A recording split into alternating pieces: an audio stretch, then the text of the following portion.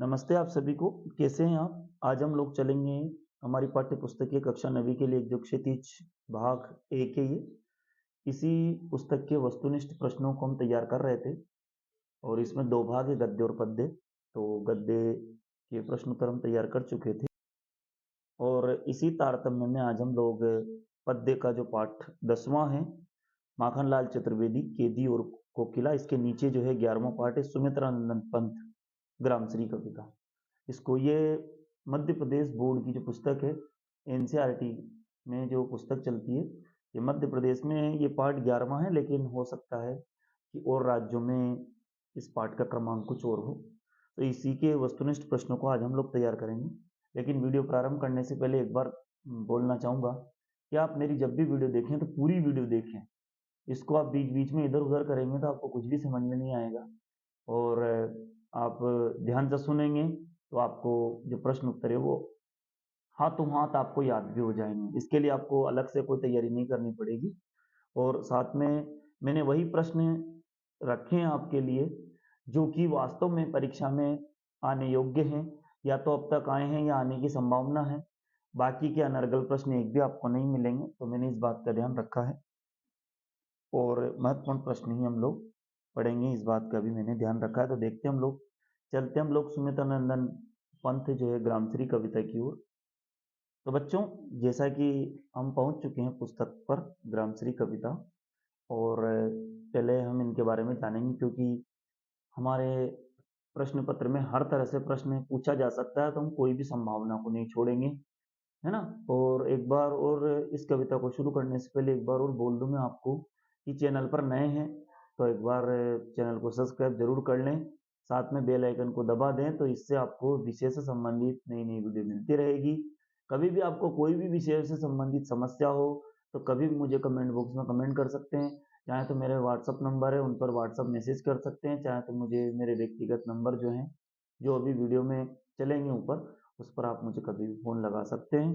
मुझे बहुत अच्छा लगेगा आपकी सहायता करना। तो आज हम लोग सुमित्रानंदन पंत को पढ़ेंगे और इनका जन्म जो है उत्तराखंड के बागेश्वर जिले के कोसानी गांव में हुआ था। तो ये भी प्रश्न कई बार पूछा गया है ना, या तो जोड़ियों में पूछा जाता है या फिर अबसदय में पूछा जाता है ना, तो इस बात का ध्यान रखेंगे। तो उत्तराखंड के बागेश्वर जिले के कोसानी गांव में, तो यदि बागेश्वर जिला आप याद नहीं भी कर पाए तो उत्तराखंड का कोसानी गांव याद कर लें और चाहे तो पूरा याद कर लें। तो एक प्रश्न यहीं से बनता है। और कब हुआ था? सन 1900 में हुआ था और 1977 में इनका देहावसान हो गया। इस बात का भी हम ध्यान रखेंगे। कुछ महत्वपूर्ण चीजें थी जो, है ना। इसके अलावा ये छायावादी कविता के प्रमुख स्तंभ रहे हैं, क्योंकि छायावादी कविता में 4 आधार स्तंभ रहे हैं: प्रसाद, जयशंकर प्रसाद, सूर्यकांत त्रिपाठी निराला, सुमित्रानंदन पंत और महादेव वर्मा।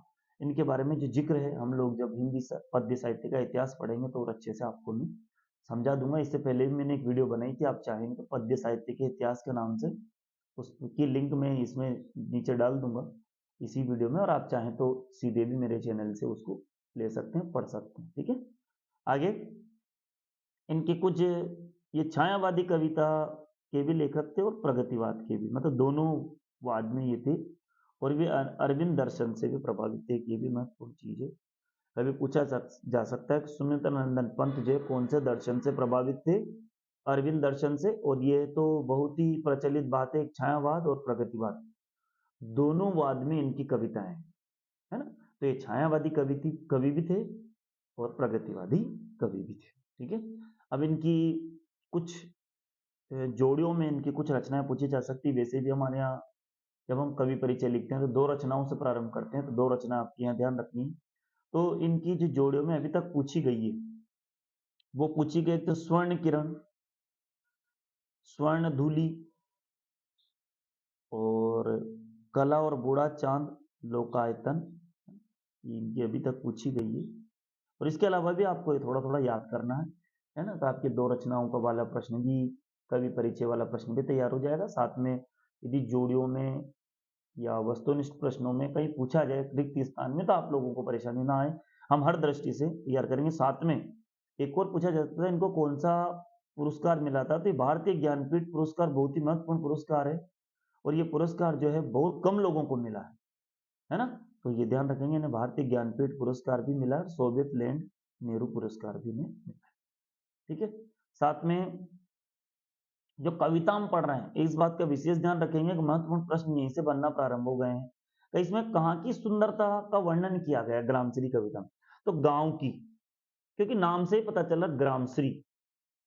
तो यहाँ पर गांव की प्राकृतिक सुषमा और समृद्धि का मनोहारी वर्णन किया है। यहाँ से यहाँ तक का ध्यान रखेंगे हम लोग, मनोहारी वर्णन किया है। ठीक है, तो इस बात का भी ध्यान रखेंगे, क्योंकि वो प्रश्न जो है हमारी पाठ्य पुस्तक में से ही देते हैं, कोई सी भी गाइड या मैं ये नहीं कह रहा हूँ उनमें से प्रश्न नहीं आएंगे, लेकिन अधिकतर प्रश्न हमारी पाठ्य पुस्तक में ही हम ध्यान से पढ़ेंगे।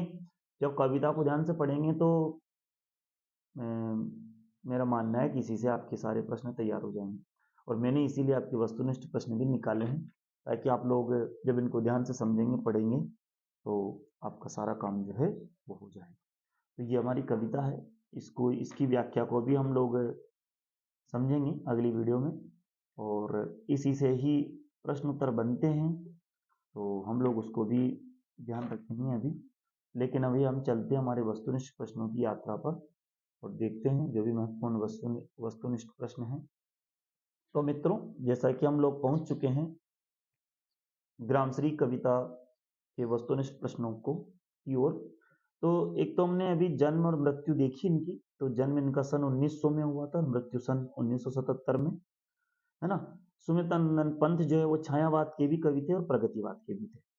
तो हमारे आधे से ज्यादा प्रश्न यदि हम लोग ऐसे तैयारी करेंगे तो हमारे बहुत सारे प्रश्न यही हमारे हल हो जाएंगे और हमें परीक्षा में समस्या नहीं आएगी। पूछा जाता है हमारे पाठ्यक्रम में, है भी सही, छायावादी कविता के 2 कवि और उनकी रचना, प्रगतिवादी कविता के 2 कवि और उनकी रचना, तो ये 2 नंबर का प्रश्न भी आता है, तो आपको यही आपका ये प्रश्न भी यही हल हो गया।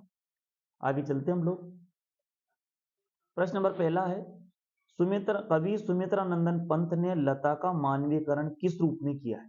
जैसे ही वो लता का मानवीकरण करते हैं, लताएं जो होती है, बेल जिसे कहा जाता है, उसका मानवीकरण किसके रूप में किया है? नवविवाहिता के रूप में। जैसे वो महिला नवविवाहिता हो तो उसके रूप में उसका लता का विवरण किया है, नवविवाहिता के रूप में। ठीक है ना, आगे चलते हम लोग। ग्रामश्री कविता में कवि ने किसकी सुंदरता का मनोहर वर्णन किया है ना। ये जो कविता है इसमें किसकी सुंदरता का, अभी हम लोगों ने यही थोड़ी देर पहले ही प्रश्न देखा था, यहाँ पर आपने देखा होगा, यहाँ पर पंत ने गांव की प्राकृतिक सुषमा और समृद्धि का मनोहारी वर्णन किया है। तो गांव की प्राकृतिक सुषमा और समृद्धि का, तो यहाँ पर किसकी, प्रकृति के सौंदर्य की, है ना, किसकी सुंदरता का मनोहर वर्णन किया है? तो यहाँ पर देखें अपन लोग, प्राकृतिक सुषमा और समृद्धि का। तो आप चाहें तो प्राकृतिक सुषमा और समृद्धि भी लिख सकते हैं, और चाहें तो प्रकृति के सौंदर्य का वर्णन भी लिख सकते हैं, है ना, क्योंकि बात वही है, प्राकृतिक सुषमा और समृद्धि को छोटे रूप में लिखेंगे तो प्रकृति के सौंदर्य, है ना। इसके बाद प्रश्न नंबर तीसरा है, हंसमुख हरियाली हिम आतप, ये जो पंक्ति है इसमें अलंकार कौन सा है? ये कई बार प्रश्न पूछा गया परीक्षा में, इसीलिए मैंने इसको सम्मिलित किया है। तो अनुप्रास अलंकार इसमें, हंसमुख हरियाली हिम आतप, इस पंक्ति में अनुप्रास अलंकार। आम के बोर, जिनको मंजरियां कहा जाता है, कभी घुमा करके प्रश्न पूछेगा, आम के बोर जो लगते हैं, जब आम जो प्रारंभ में आम के जो फल बनते हैं, मतलब आम जो बनता है उसके और प्रारंभिक रूप जो होता है वो एक बोर के रूप में, मंजरियों के रूप में होता है। तो कभी आपसे पूछे कि बोर का मतलब क्या होता है, तो आप लोग कंफ्यूज ना हो, तो मंजरियों की तुलना किससे की गई है? रजत स्वर्ण, क्योंकि पुस्तक में तो रजत स्वर्ण लिखा है, लेकिन इसका तद्भव रूप है सोने और चांदी से, तत्सम है रजत स्वर्ण, सोने और चांदी से। तो आप दोनों लिखेंगे तो आपको, मतलब दोनों में से कोई सा भी एक लिखेंगे तो आपका काम चल जाएगा, आपको अंक मिल जाएंगे। तो रजत स्वर्ण भी लिख सकते हैं, सोने चांदी से भी लिख सकते हैं। प्रश्न नंबर 5वां है, वसुधा रोमांचित से क्यों लग रही है? पृथ्वी जो है रोमांचित से क्यों लग रही है? पृथ्वी जो रोमांच क्यों आ रहा है, आनंदित क्यों लग रही है?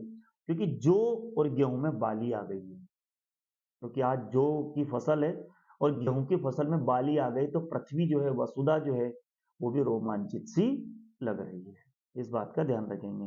रोमांचित से क्यों लग रही? क्योंकि गेहूं और जौ में बाली आ गई। आगे देखते हैं, प्रश्न नंबर 6 है, रंग रंग के फूलों, रंग रंग के फूलों, है ना, रंग रंग के फूलों पर कौन दौड़ती फिरती है? रंग रंग के फूलों पर कौन दौड़ती फिरती है? तितलियां, है ना। ये तो एक सामान्य सा प्रश्न है, एक छोटे बच्चे से भी पूछेंगे कि फूलों पर कौन दौड़ती फिरती है, तो बच्चे बता देंगे तितलियां। इसके बाद एक मुझे बाद में थोड़ा सा महत्वपूर्ण प्रश्न लगा, तो मैंने यहाँ इसको ऐड कर दिया। इसका कोई नंबर नहीं दिया, लेकिन फिर भी इसको लिख दिया, गांव कविता में किसने सभी का मन हर लिया है ना। पूरी कविता का जो यदि सारांश, यदि सार निकाला जाए तो यही है कि कविता में मन हरा है तो किसने? गांव की सुंदर शोभा ने, क्योंकि कविता का नाम है ग्रामश्री, गांव से संबंधित गांव की सुंदर शोभा ने। प्रश्न नंबर 7वां है दोस्तों, खेतों में दूर तक मखमल सी क्या फैली है? तो हरियाली। कभी उल्टा भी पूछ ले, खेतों में दूर तक जो हरियाली फैली है वो कैसी फैली है? तो मखमल सी। कभी आपको ऐसा पूछे तो आप लोग कंफ्यूज ना हो, परेशान ना हो। खेतों में दूर तक मखमल सी हरियाली फैली है, या दूर तक हरियाली कैसी फैली हुई? मखमल सी। मखमली टमाटर हुए लाल, ये रिक्त स्थानों में अक्सर पूछा जाता है ना। तो मखमली टमाटर कैसे हो गए? लाल हो गए। या फिर ऐसे पूछे लाल टमाटर कैसे हो गए? तो मखमली। तो आप इस बात को ध्यान रखें।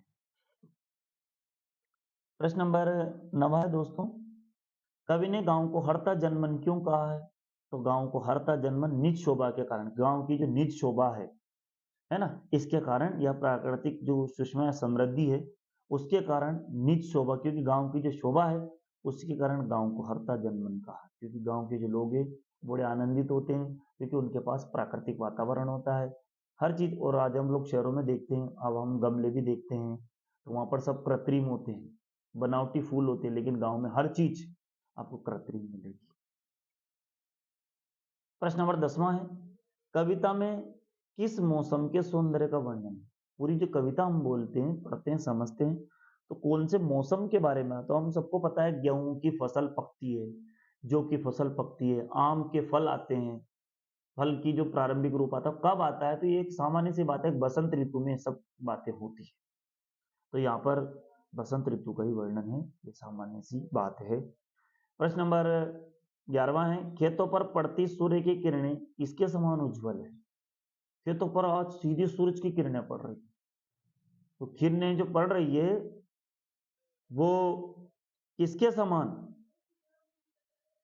चांदी के समान, चांदी के समान वो किरणें पड़ रही, इस बात का भी हम लोग ध्यान रखेंगे।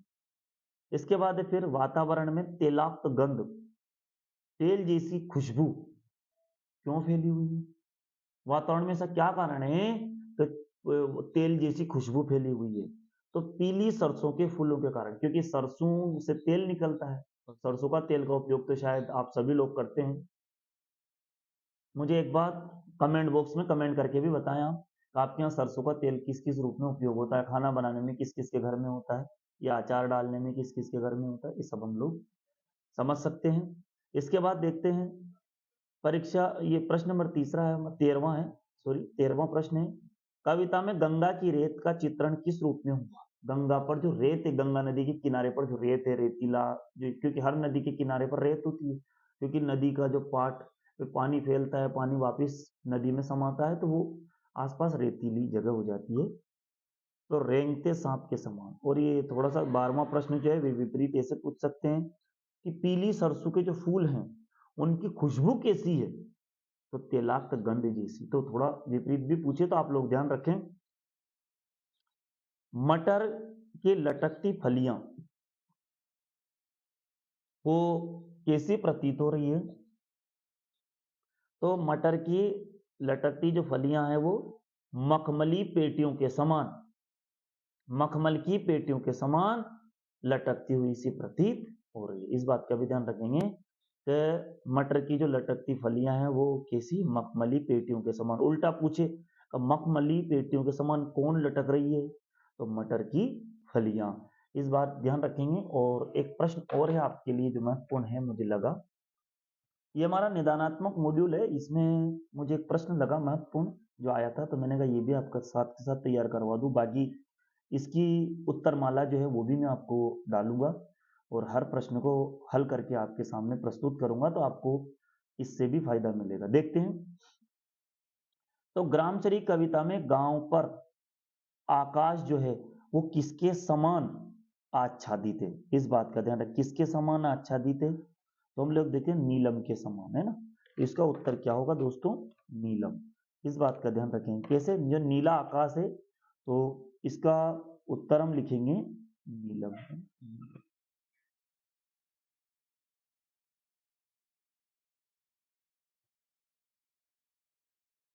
एक और प्रश्न है ग्रामश्री के रचनाकार, तो आपको पता होना चाहिए रचनाकार सुमित्रानंद पंत। ये देखो आ गया, मखमली पेटियों सी लटकी, कौन लटक रही है? छमिया।